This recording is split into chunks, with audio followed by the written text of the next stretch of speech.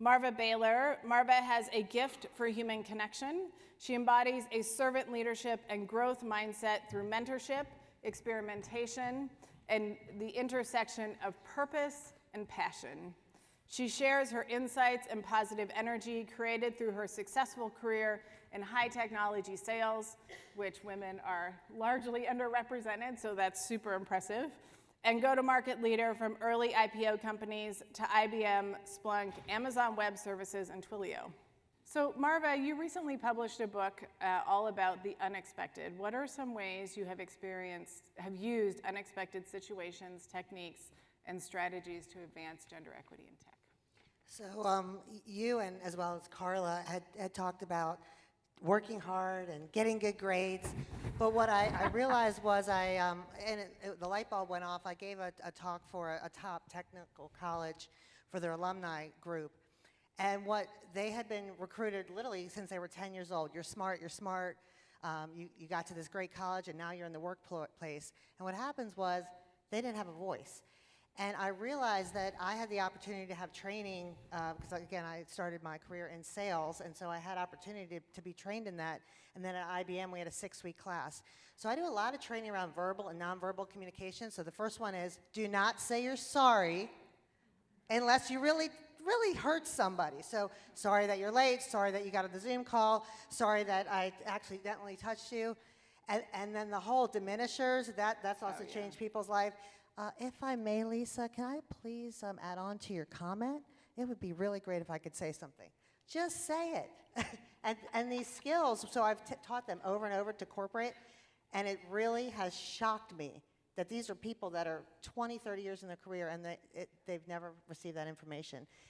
The women as well as the men. And so the men trying to coach the men that are sponsors, they don't realize that that's one of the simple things that they could do to coach their mentee that they're sponsoring so they can really advance.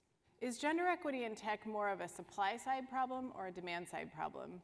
That is, should we focus on fixing the supply of diverse talent in tech, or should we focus on fixing the environments in which they work to be more inclusive? So there's so many different workforce programs to get people into tech. I'm part of Women in Technology, TechBridge, Year Up, et cetera.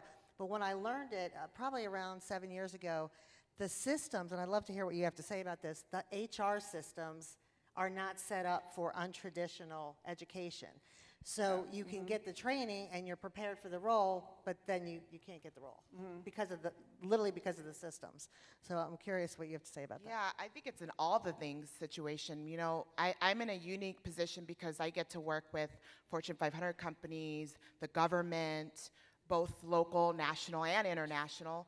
And the thing that I see the most is everybody wants to fix the problem. Like, we all want to diversify the workforce.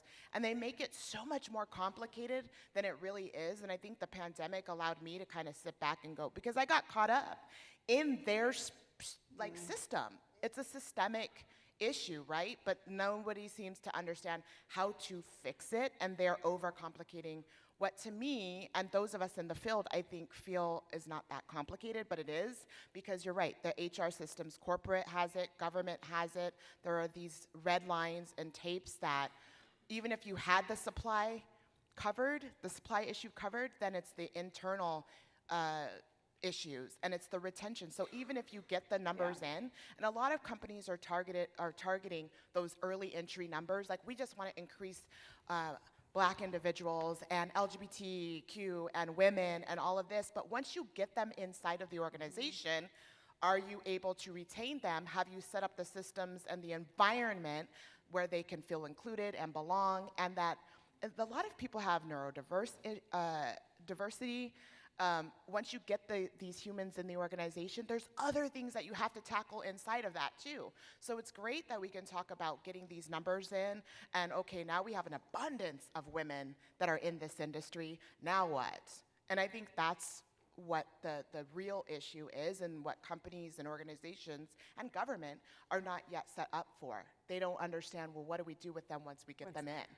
So that's my sweet spot, is like talking about that retention and creating that culture of belonging. And half of all women in STEM will leave in the first 10 years because of hostile work environments. it's one of the reasons why pipeline in our hiring, it's internal. It actually, to your point, it's internal. It's mobility. It's equity of opportunity, right? So it's that the whisper network of like, what's it really like to work there as a woman? What's it really like to work there as a black woman? What opportunity will I actually have, or will it just be tokenism? Is it going to be a checkbox, right? And also, is there opportunity for growth? That's right. And so that's the thing. A lot of people become disgruntled because, yay, you hired a woman, or you've made these really great efforts to get, black and brown humans or whatever in the pipeline, but then you're not training me. I'm in a system that wasn't set up for me or by me. I'm probably working with a bunch of men or a bunch of people that don't look like me. So how am I advanced? Like, where do I feel that I have opportunity for growth?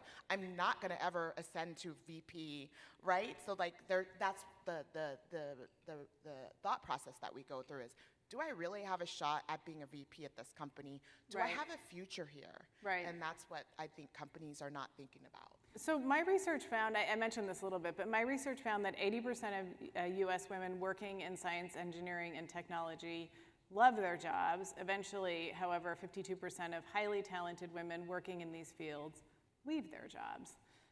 They churn twice as fast as men. The top 3 reasons women give for leaving their tech jobs are lack of career advancement, poor management, and slow salary growth.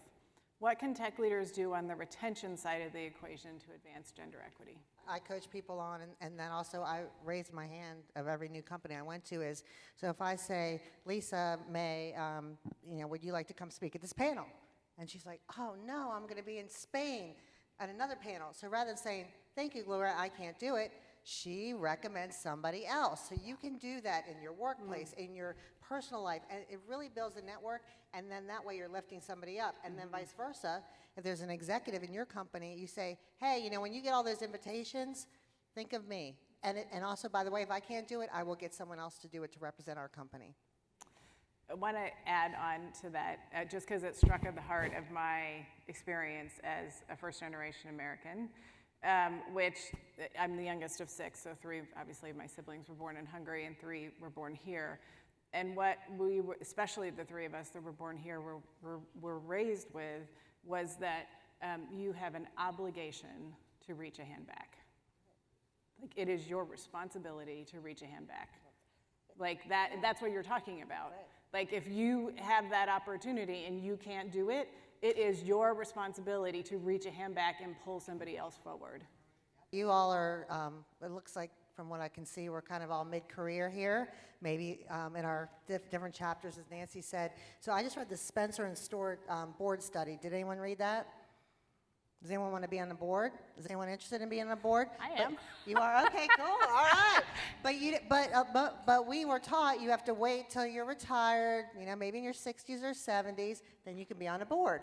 Well, if we're going to have gender parity on boards, we better start a lot sooner. So that's why I love this. What I loved about this report, the stat I pulled from it that I've been sharing all over the world is 36% of the people are in operator positions, which means you do not have to be a vice president to be on a board. But if you have a skill such as HR, technology, especially security or AI, people want to hear your voice. And 56% of the people are still working in careers. That is a big shift. So if you wanted to be on a board, let's go for it. And you need to be on a board. She's going to be on a board. She'll be invited by the end of the day, I'm sure, right?